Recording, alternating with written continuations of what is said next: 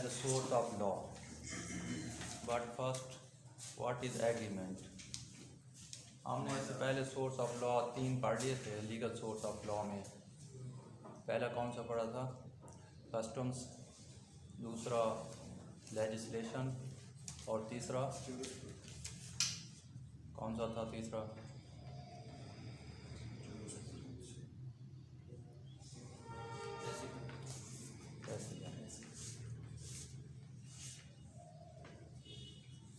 तो लास्ट है agreement. Simple आसान अल्फाज में एग्रीमेंट एक मुआहदा होता है। मुआहदा दो पार्टीज़ के दरमियान, दो से ज़्यादा पार्टीज़ भी हो सकती हैं। ठीक है, किसी भी मुआहदे में दो या दो से ज़्यादा पार्टीज़ के दरमियान कोई बातचीत होती है, कोई वादा होता है, कोई कंडीशंस, टर्म्स, बातें तय होती हैं, तो वो क्या कहलाती हैं? वादा, एग्रीमेंट। और उस एग्रीमेंट में कुछ ड्यूटीज़ और राइट्स क्रिएट किए जाते हैं। एक पार्टीज़ की जो राइट हैं वो दूसरी पार्टीज़ की ड्यूटीज़ होती हैं, दूसरी पार्टीज़ के जो राइट्स हैं वो एक पार्टीज़ की क्या होती हैं? वो ड्यूटीज़ होती हैं। वैस वर्सा है। तो ये मुआहदा और उसकी शराइत, उसकी टर्म्स, कंडीशंस जो होती हैं वो बाइंडिंग होती हैं किन के दरमियान? इन पार्टीज़ के दरमियान। जो पार्टीज़ कर रही हैं मुआहदा, तो उनके दरमियान क्या होती है? वो बाइंडिंग होती है, रूल्स के तौर पर काम करती हैं, एज ए लॉ के तौर पर काम करती हैं कि वो लॉ है जो शराइत मुआहदा है, वो क्या बन जाता है? लॉ बन जाता है। किन के दरमियान? उन पार्टीज़ के दरमियान। कि बनाया किसने है? ना रिवाज से बना है, ना प्रेसिडेंट से बना है, ना किसी असम्बली ने बनाया है, बल्कि बनाने वाले कौन है? वो खुद हैं। वो जो मुआहदा कर रहे हैं उन्होंने खुद ही बनाया है कि हम ये बातें हैं इनकी पाबंदी करेंगे, ये शराइत है मुआहदे की, हम इनकी क्या करेंगे? इनकी पासदारी करेंगे। तो सिंपल अल्फाज में वो as a source of law बन गया। वो जो मुआहदा है, जो कंडीशंस हैं, वो क्या बन गया? As a source of law. तो अब इसको पढ़ते हैं स्टार्ट से। Agreement is a mutual understanding. Mutual मैंने दोनों तरफ से, दोनों पार्टीज़ की तरफ से एक अंडरस्टैंडिंग होती है, एक समझ होती है, एक जो वो समझते हैं कि जो हमने जो बात की है ये उसी बात के मुताबिक है जो उन्होंने क्लियर की है या जो उन्होंने बातचीत की है उसके मुताबिक। Between two or more persons, यहाँ पर्सनस का वर्ड इस्तेमाल किया गया है, पर्सनस का भी कर सकते हैं, पार्टीज़ भी लिख सकते हैं। टू भी हो सकते हैं और दो से ज़्यादा भी हो सकते हैं, कोई शरह वो नहीं है मुआहदे में, कम से कम दो होना ज़रूरी है। ठीक है ना। उसके बाद है about their relative rights and duties.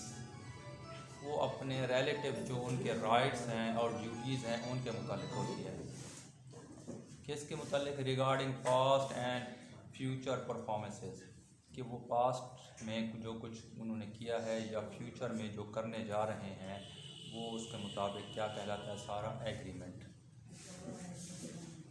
Cross reference है section 2E of the contract act. Contract act कानून मुआहदा सारा मुआहदे के मुतल्लिक है कि मुआहदा होता किस तरह है, उसकी क्या लवाजमात हैं, क्या उसकी ज़रूरियात हैं, क्या इसेंशल्स हैं और कैसे मुआहदा होगा और परफॉर्मेंस कैसे होगी, अगर तोड़ा जाएगा तो उसके क्या कॉन्सिक्वेंसेस होंगे। तो ये सारा जो असूल मुआहदा है कॉन्ट्रैक्ट एक्ट 1872 का, उसमें सेक्शन 2 में ई में इसको क्या किया गया है? डिफ़ाइन किया गया है। अब meaning of agreement according to Webster 7th new dictionary, Agreement means the act or fact of agreeing a contract duly executed and legally binding. The language or instrument embodying such a contract. Agreement means the act or fact. कोई वाक़या या कोई काम का करना, वो दोनों शामिल हैं, ठीक है ना। पार्टीज ये काम करेगी या ये फैक्ट है, ठीक है ना। एक्ट और फैक्ट में क्या फ़र्क है? एक्ट किसी का काम करना, ठीक है। अगर आप कॉन्ट्रैक्ट करते हैं किसी मज़दूर के साथ कि आपने जो है ना ये मकान बनाना है, तो वो जो काम करेगा वो एक्ट होगा, ठीक है। और फैक्ट पर जो होता है, फैक्ट कोई वाक़या या वकूअ पज़ीर होना, किसी वाक़े पर मुआहदा होना, ठीक है ना। जैसे कुछ ऐसे मुआहदे हैं जो किसी ख़ास वाक़े के साथ क्या होते हैं, बंधे होते हैं। जैसे इंश्योरेंस का मुआहदा है, इसमें एक्ट नहीं होना, और इसमें क्या होना है, कोई वाक़या वकूअ पज़ीर होना होता है। तो एक्ट और fact are agreeing in contract, कि वो कॉन्ट्रैक्ट में एग्री करते हैं कि हम ये काम करेंगे, ड्यूली एग्जीक्यूटेड, और वो मुआहदा ड्यूली एग्जीक्यूटेड हो, यानी कि मुकम्मल फॉर्मेलिटीज़ और कानून के मुताबिक हो, जो कि कॉन्ट्रैक्ट एक्ट में होता है। कॉन्ट्रैक्ट एक्ट में ये लिखा हुआ है कि मुआहदा कैसा होना चाहिए, रिटर्न होना चाहिए, लिखा होना चाहिए। उसमें अगर ज़रूरत है, कानून कहता है कि जहाँ विटनेसेस होने चाहिए, गवाह भी होने चाहिए, तो गवाहों के भी दस्तखत होने चाहिए मुआहदे पर। और अगर लॉ ये कहता है कि ये मुआहदा रजिस्टर्ड होना चाहिए, तो उस मुआहदे को रजिस्टर्ड भी होना चाहिए। अगर ये बातें पूरी होंगी जो कि लॉ कहता है, तो हम इसे क्या कहेंगे, ये ड्यूली क्या है, एग्जीक्यूटेड है। बात समझ आए ना, कि लॉ जो फॉर्मेलिटीज़ कहता है कि इस मुआहदे को कंप्लीट करने के लिए ये काम करने चाहिए, तो वो काम करेंगे, तो वो फिर क्या होगा, वो मुआहदा एग्जीक्यूट कैसे होगा, ड्यूली एग्जीक्यूट होगा। Duly executed and legally binding, और लीगली भी बाइंडिंग होना चाहिए, पहले बताया पार्टीज़ के दरमियान बाइंडिंग है। द लैंग्वेज और इंस्ट्रूमेंट, वो जो लैंग्वेज यूज़ की गई है, जिस ज़बान में लिखा गया है, और जो अल्फाज इस्तेमाल किए गए हैं, जो टर्म इस्तेमाल की गई हैं वह मुआहदे में, और इंस्ट्रूमेंट या उस इंस्ट्रूमेंट में, यानी कि मुआहदे के जो कागजात होते हैं उनको क्या कहते हैं, इंस्ट्रूमेंट, ठीक है। जो डीड्स होती हैं, डीड्स भी कहते हैं, जो मुआहदे के जिस पर मुआहदा लिखा जाता है, जो कागज़ जो वो दस्तावेज़ बनती हैं, उन दस्तावेज़ को क्या कहते हैं, मुआहदे की, उनको इंस्ट्रूमेंट कहते हैं। इंस्ट्रूमेंट ये लैंग्वेज होती है या वो इंस्ट्रूमेंट होते हैं जो कि क्या होते हैं, एम्बॉडिंग सच अ कॉन्ट्रैक्ट, उस कॉन्ट्रैक्ट को वो अपने पास रखते हैं, समोए हुए होते हैं। यानी कि कॉन्ट्रैक्ट का जो असूल होता है, या जो बातें होती हैं, या वो जो मकसद होता है, वो उन अल्फाज में होता है, उस लैंग्वेज में होता है, या उस इंस्ट्रूमेंट में होता है जिस पर वो लिखा जाता है, ठीक है। कहने का मतलब ये है कि बाद में उनकी बातें काम नहीं आएगी कि हमारा ये मतलब था, हम ये कहते थे, हम ये कहना चाह रहे थे, वो ज़बानी बातें काम नहीं होगी। जो लिखा गया है वही क्या होगा, वो रूल्स होगा।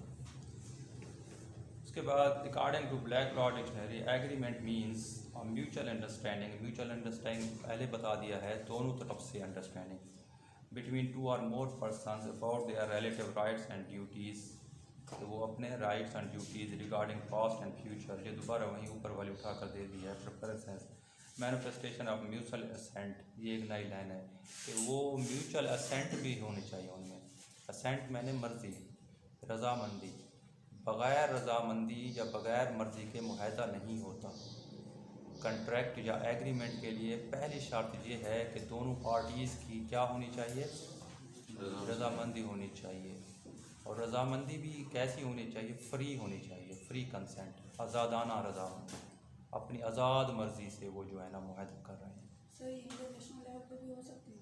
इंटरनेशनल लेवल पर तो सारे मुआहदे रोज़ होते हैं मुल्कों के दरमियान, मुल्कों के दौरान रोज़ मुआहदे होते हैं ना, पाकिस्तान के चाइना के साथ, चाइना के अमेरिका के साथ, अमेरिका के इंडिया के साथ, ठीक है ना, मुआहदे होते रहते हैं। तो वो पार्टीज़ हैं, लोकल लेवल पर हम रोज़ मुआहदे करते हैं। मकान लेते हैं, बेचते हैं, ये मुआहदे हैं, कॉन्ट्रैक्ट है। दोनों पार्टीज़ की रजामंदी ज़रूरी होती है। दोनों पार्टीज़ जब रजामंदी अपनी देते हैं तो मुआहदा आगे चलता है। फिर वो शराइत और कंडीशन तय करते हैं।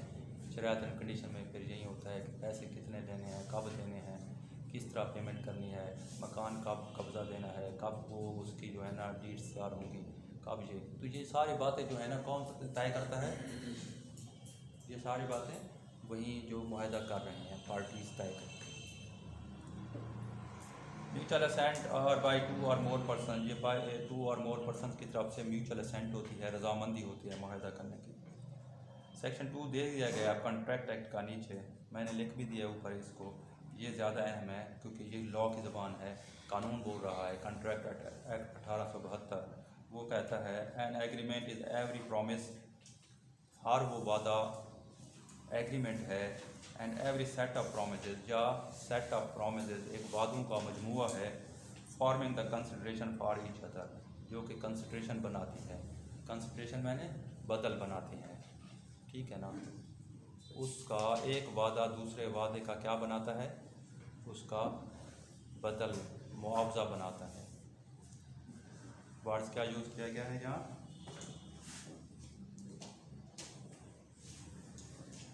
ठीक है ना। अब मुआहदा ये है, ये एक मकान है, इसका मुआहदा होता है, एग्रीमेंट होता है। एक पार्टी जो बेचने वाली है वो ऑफ़र करती है और वो कहती है कि ये मकान हमने बेच दिया।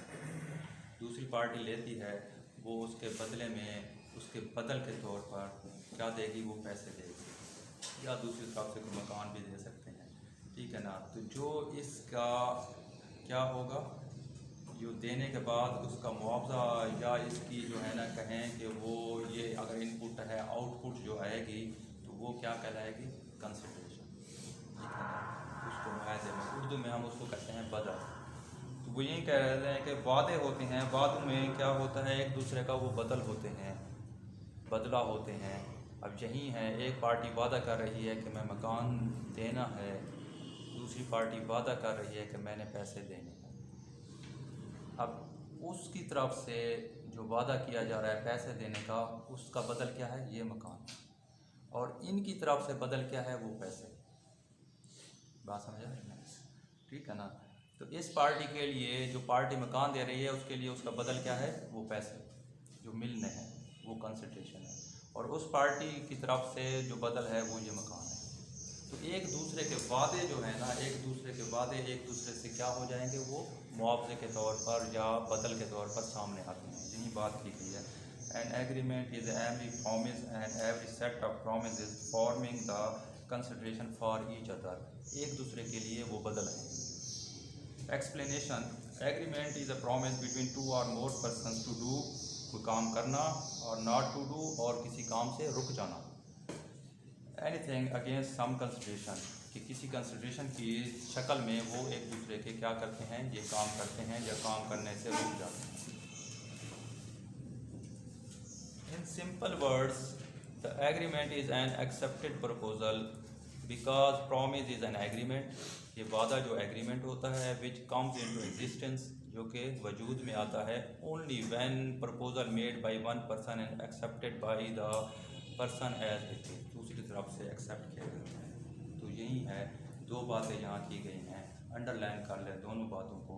प्रपोजल, एक्सेप्टेंस, ठीक है ना। क्या है? प्रपोजल और एक्सेप्टेंस। एक पार्टी प्रपोज करेगी,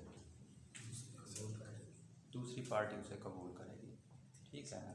अब जो मकान जो बेचना चाहता है वो ऑफ़र करेगा, प्रपोज करेगा कि मैंने ये मकान अपना बेचना है, तो उसकी तरफ से ऑफ़र आएगी, प्रपोज आएगी, दूसरी पार्टी फिर उसको कबूल करती है, तो वो फिर क्या बन जाता है? एग्रीमेंट हो जाता है, ठीक है। Conditions for an agreement, there are 2 conditions, promise, consideration, वादा और उसका बदल। तो ये दो जो ज़रूरी हैं, यानी कि दोनों पार्टी की तरफ से, एक पार्टी एक कोई कुछ चीज़ देगी या कोई काम करेगी, दूसरी पार्टी दूसरी तरफ से उसके बदले में कोई काम या कोई चीज़ देगी। तो दोनों तरफ से कोई ना कोई क्या होता है? एक्ट होता है, काम होता है करने का। तो जो ये दोनों क्या हैं? कंडीशन ज़रूरी हैं। वेयर अ प्रपोजल ऑफर्ड, जहाँ ऑफ़र की जाती है प्रपोजल बाई वन पार्टी, एक पार्टी की तरफ से, is accepted by the other party, it becomes an agreement mathematical. तो अगर इसे मैथमेटिकल लेंगे वहीं है, एक तरफ से ऑफ़र होगी, दूसरी तरफ से एक्सेप्टेंस होगी, उसे एक्सेप्ट किया जाएगा। फैक्टर्स इंपॉर्टेंट का है, there are two main important factors involving an agreement, plurality of persons, there are at least 2 person, पहले भी बताया है, एक मुआहदे में कम से कम कितने लोग होने चाहिए? दो पार्टीज, 2 लोगों का होना ज़रूरी है, क्योंकि एक बंदा अपने साथ तो मुआहदा नहीं कर सकता, 2 पार्टीज होंगी तो वो बदल बनेगा। To make an agreement, because one person can't enter into an agreement with himself, it should be bilateral in nature, bilateral मैंने 2 तरफ से। Consensus and at the meeting of minds, for a valid agreement there must be consensus and atom between the parties। Consensus ज़रूरी है। Consensus कब होगा? जब उनकी रजामंदी हासिल होगी और वो एक ही फैक्ट पर मुत्तफिक हो जाएंगे, एक ही पेज पर, जहन में एक ही बात होनी चाहिए दोनों पार्टीज़ की तरफ से कि ये बात हो रही है, जो एक पार्टी अंडरस्टैंड कर रही है, समझ रही है, दूसरी पार्टी को वैसे ही समझना चाहिए। ठीक है, तो डिफरेंट मीनिंग जो है ना वो क्या करेगा, फिर मुआहदे में झगड़ा पैदा करेगा कि अगर वो कुछ और समझ रहे हैं, ये कुछ और समझ रहे हैं। तो मीटिंग ऑफ माइंड्स या थिंकिंग सेम होनी चाहिए।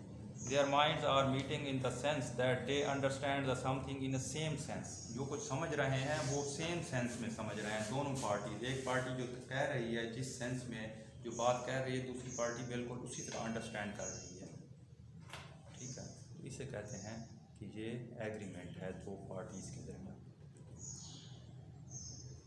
अब सेम इसकी मिसाल भी नीचे दी हुई है। A promise to sell his car to be for 3 lakh, this promise is agreement between A and B because the promise take place when an offer of person one party is accepted by the and other person or party. In this example, a promise between A and B is also formed the consideration for both parties. Here the amount of 3 lakh is a consideration for A and car is consideration for B। वही बात है, 3 लाख की car उसने बेचने के लिए offer किया, दूसरी पार्टी वो 3 लाख की कार ले रही है, एक साइड पर कार दी जा रही है तो दूसरी तरफ से वो पैसे देगा, वो पैसे कंसिडरेशन है, बदल है इस कार का, और उस पार्टी के लिए ये कार बदल है। ठीक है ना, यही बात है। According to Samuel Wilson, an agreement as the courts have said is nothing more than a manifestation of the mutual assent। ये और कुछ नहीं होता, ये उनकी पार्टीज की रजामंदी होती है कि किस तरह वो किसी चीज़ पर रजामंद हुए हैं, अपनी रजामंदी दी है, ascent रजामंद। By 2 or more parties legally competent persons to one another, तो 2 पार्टीज़ हैं जो लीगली कम्पिटेंट भी हैं क्या करने की, मुआहदा करने की। ठीक है, तो आप एक नई बात आ गई है कि पार्टीज़ के लिए कॉम्पिटेंट होना भी ज़रूरी है लीगली। जो लॉ कह रहा है, लॉ क्या कह रहा है? लॉ कह रहा है कि पार्टीज़ जो मुआहदा कर रहे हैं वो कॉम्पिटेंट होनी चाहिए, मजाज होनी चाहिए, इस काबिल होने चाहिए कि वो मुआहदा कर सकते हैं। ठीक है, तो किस तरह, क्या कौन सी बातें हैं जो मुआहदा करने के लिए वो मजाज बनाएंगी, उसको कॉम्पिटेंट बनाएगी पार्टीज़ को। ठीक है ना, तो वो पहली शर्त ये है कि आकिल और बालिग होना चाहिए। जो पार्टीज़ हैं, जो बंदा जो मुआहदा कर रहा है वो कौन होना चाहिए? आकिल, अक्लमंद होना चाहिए, बालिग, बड़ा होना चाहिए। ठीक है ना, और दूसरी बात क्या है कि लॉ ने उसे कहीं रोका ना हो मुआहदा करने का। एनी अदर लॉ, किसी भी कानून ने उसको मुआहदा करने से रोका ना हो। तो अगर ये बातें पाई जाएंगी तो वो क्या होगा, मुआहदा करने का अहल होगा। तो जो बहुत अहम बात है, अहलियत सामने बताई गई है, हर पार्टी नहीं कर सकती, बल्कि पार्टीज़ की पहले अहलियत होनी चाहिए, वो कॉम्पिटेंट भी होने चाहिए कि वो मुआहदा करने के अहल भी हैं या मुआहदा करने के लिए ना अहल हैं। बात समझ आए?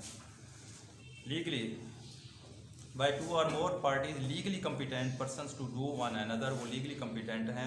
Agreement is some respects a broader term than contract or even than bargain on promise. It covers executed sales, gift and other transfer of property। तो तमाम किस्म के जो प्रॉपर्टीज़ के जो मुआहदे होते हैं जिसमें प्रॉपर्टी सेल की जाती है, एक दूसरे को बेची जाती है, जिसमें प्रॉपर्टीज़ ट्रांसफ़र की जाती है या जिसमें प्रॉपर्टीज़ गिफ्ट भी की जाती है, तो तमाम में जो है ना ये एग्रीमेंट की सूरत में ये चीज़ें सामने आती हैं जब एक पार्टी दूसरी पार्टी के साथ क्या करते हैं, मुआहदा करते हैं। Classification of agreements, contract, grants, assignment, release, ये सारी मुख्तलिफ़ शक्लें हैं एग्रीमेंट की। मुआहदे की मुख्तलिफ़ शक्लें दी गई हैं कि किन किन सूरतों में मुआहदा हम कहते हैं कि ये मुआहदा हुआ है। Contract, it is an agreement, ये ऐसा एग्रीमेंट होता है which creates a personal obligation between the parties to the agreement, ये ज़ाती तौर पर ज़िम्मेदारी क्या करता है, बनाता है, क्रिएट करता है पार्टीज़ के लिए।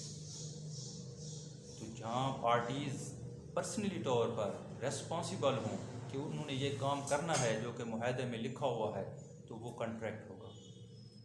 दूसरा क्या है, grants, it is an agreement which creates a right of any other description, lease, ठीक है ना, लीज होती है, ग्रांट्स होता है, पट्टेदारी होती है। तो ये सारी चीज़ें जो है ना ये मुआहदे की शक्ल हैं, लेकिन ये डिफरेंट है। इसमें लीज़ दी जाती है ज़मीनों की हुकूमत की तरफ से, ठीक है ना, लीज़ पर कोई किराया पर दिया ना जा, तो इसको कहते हैं। तीसरा क्या है, assignment, it is an agreement which creates right, इसमें भी राइट होता है लेकिन सेल्स आर गिफ्ट, जैसे कि बेचने की सूरत में और गिफ्ट की सूरत में, इसे असाइनमेंट होता है। और रिलीज़ यानी कि उसको छोड़ देना, मकसद ये है कि उनको आज़ाद कर देना। किस चीज़ से आज़ाद कर देना, उनकी ड्यूटीज़ से, उनके right. It is an agreement which expansions और सरेंडर द राइट, जिसमें राइट को छोड़ दिया जाता है, सरेंडर कर दिया जाता है। और डिस्चार्ज एन एप्लीकेशन, या उस जो ज़िम्मेदारी है उससे डिस्चार्जमेंट मिलती है। डिस्चार्ज मैंने वो पूरी हो जाती है, उसमें जो ज़िम्मेदारी होती है वो ख़त्म हो जाती है, तो वो क्या कहलाएगी, रिलीज़, ठीक है। जैसे मिसाल वही है, पीछे वाले दोबारा मिसाल है कि एक जो है ना वो पार्टी ऑफ़र करती है कि हमने अपनी गाड़ी बेचनी है, दूसरी पार्टी ऑफ़र करती है कि मैंने ये एक्सेप्ट करती है कि मैंने ये क्या करना है, लेना है। दोनों तरफ से मुआहदा तय हो जाता है, तो एक पार्टी वो गाड़ी दे देती है तो अपनी डिस्चार्ज हो गई है अपनी ड्यूटीज़ से, उसकी जो जिम्मेदारी थी उससे क्या हो गया, डिस्चार्ज हो गया। दूसरी पार्टी ने अपनी पेमेंट पैसे दे दिए हैं तो वो डिस्चार्ज हो गए, ठीक है ना। तो रिलीज़ होना, डिस्चार्ज होने का मतलब क्या है कि अपनी ज़िम्मेदारी से, अपनी रेस्पॉन्सिबिलिटीज़ के वो ज़िम्मेदारियाँ जो कि मुआहदे ने बनाई हैं, क्रिएट की हैं, उनको पूरा करना क्या कहलाता है कि ये डिस्चार्ज हो गया। Legal efficiency of the agreement, in respect of the legal efficacy, agreement are of three kind: valid, void and voidable। तीन किस्म के होते हैं एग्रीमेंट। एक वैलिड होता है, बिल्कुल ठीक, कानून के मुताबिक, कोई उसमें गलती नहीं है, एज इट इज़ उसको पूरा करना होता है। दूसरा क्या होता है, वॉइड, मुकम्मल तौर पर नाकाबिल अमल, कानून को कोई मुआहदा नहीं मानता, गलत है, उसमें गलतियाँ हुई हैं मुआहदा करने में, इसलिए अब वो कोई जो है ना चलने के काबिल नहीं है, मुआहदा पूरा होने के काबिल नहीं है। तीसरी वॉइडेबल, उसमें गलतियाँ हैं लेकिन एक पार्टी को ऑप्शन दिया गया है कि अगर आप चाहें तो इसको छोड़ दें, अगर चाहें तो इस मुआहदे को पूरा करें। मिसालें आगे आएगी, उसको मिसाल के तौर पर पढ़ते हैं, पहले वैलिड देख लें। A valid agreement is enforceable by the court of law, बहुत अहम बात। वो जो वैलिड है, सही मुआहदा किया हुआ है कानून के मुताबिक, पूरी फॉर्मेलिटीज़ के साथ, कोई उसमें कानूनी गलती नहीं है, तो अदालतें पाबंद हैं इस बात की कि वो उसको अमल दरामद करें, उसको पूरा करें। एंड इज़ फुली ऑपरेटिव, और ये मुकम्मल तौर पर ऑपरेटिव होता है in accordance with intent of the party, कि जो भी इंटेंट थी नीयत थी उस नीयत के मुताबिक पूरा किया जाए।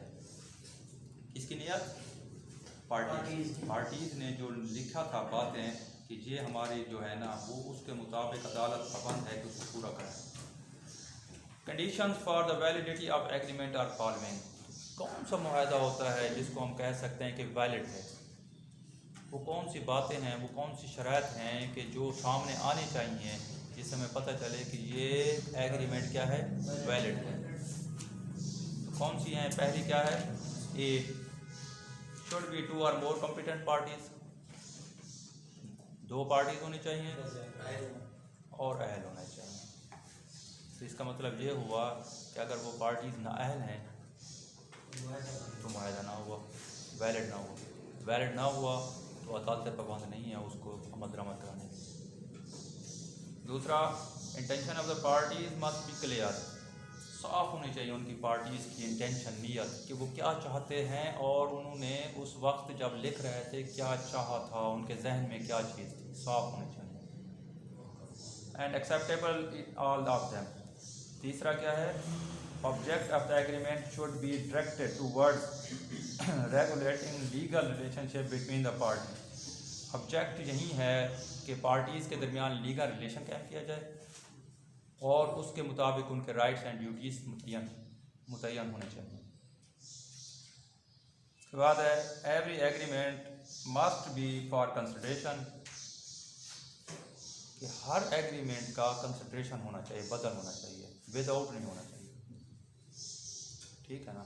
दूसरी तरफ से पार्टीज़ ने कुछ ना कुछ क्या करना होता है, कोई ना कोई काम करना होता है दूसरी पार्टीज़ ने भी, तो उसका बदल होना बहुत ज़रूरी है। इसलिए कौन सा वर्ड इस्तेमाल किया गया? Must.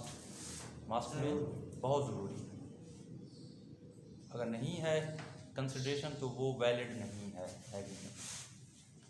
Must be consideration but adequacy sufficient of consideration is not important. और ये अहम नहीं है कि कितना होना चाहिए, कम ज़्यादा कोई मटेरियल नहीं है। ठीक है ना? गाड़ी है 3 लाख की वो ले रहा है तो उसमें वो 3 लाख की बजाय 1 लाख की लेता है, तो इसका ये कानून ये नहीं कहता। वो कहता है कि आपकी रजामंदी जितने की भी आप अपनी मर्ज़ी है उसको सेट करें। ठीक है, वो कंसिडरेशन, वो बदल कम है ज़्यादा है, कानून को इससे परवाह नहीं है, लेकिन होना चाहिए।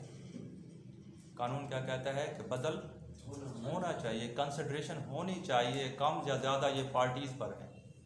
ठीक है, पार्टी मुतय्यन करे कि ये कितने की चीज़ बेचनी है, कितने के लिए। Void agreement one which entirely fails, ये मुकम्मल तौर पर नाकाम होता है। Fails to receive the legal sanction और रिकग्निशन डिक्लेयर्स, इसमें कोई रिकग्नाइजेशन नहीं होती, कोई अदालतें इसको जो है ना कोई अंडर वो अपना कंसिडरेशन नहीं लाती, ये मुकम्मल तौर पर नाकाम होता है, मुआहदा होता ही नहीं। Being parties being destitute without sources of legal applicancy. ठीक है ना? इसमें पार्टीज़ जो है ना अगर इसी तरह हों कि वो इनकम्पिटेंट हों या कंसिडरेशन ना हो तो वो मुआहदा नहीं होता। तीसरी सूरत है वॉइडेबल एग्रीमेंट्स। इसमें एक पार्टीज़ को क्या दी जाती है?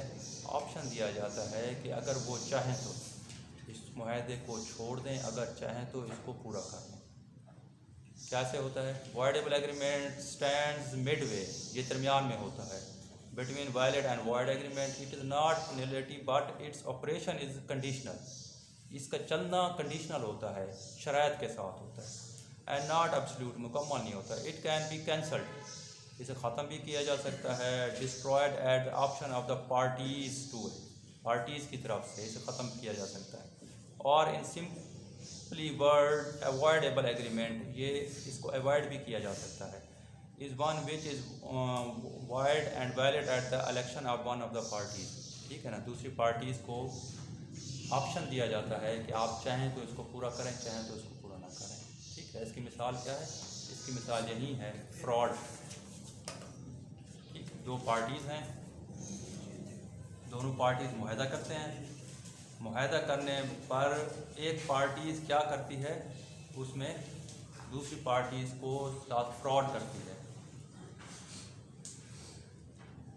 फैक्ट्स छुपाते हैं, गलत बातें बताते हैं। ठीक है, मुआहदा हो जाता है, पार्टी को पता नहीं है। जब पार्टी दूसरी को पता चलता है कि फ्रॉड किया गया है, तो दूसरी पार्टी आप उसको कानून ऑप्शन देता है कि आप इस मुआहदे को समझें कि ये नहीं चलना तो ये नहीं चलेगा, आप उसको ख़त्म कर सकते हैं। अगर आप चाहते हैं कि चलो फ्रॉड तो हुआ है लेकिन हमें फिर भी ज़्यादा नुकसान नहीं हो रहा, चलने दें, तो ये भी आपकी मर्ज़ी है। ठीक है, तो इसे क्या कहते हैं? इसे कहते हैं वॉइड, कि पार्टीज़ को ऑप्शन दिया जा रहा है, एक पार्टीज़ को चाहें तो आप इस मुआहदे को जारी रखें और चाहें तो इसे आप ख़त्म कर सकते हैं, ये वॉइड हो सकता है। तो ये दरमियान में होता है। तो 3 किस्म के मुआहदे होते हैं, वैलिड, वॉइड और वॉइड। ठीक है, काफ़ी इतना। यस। चलें, अब इसका जो है ना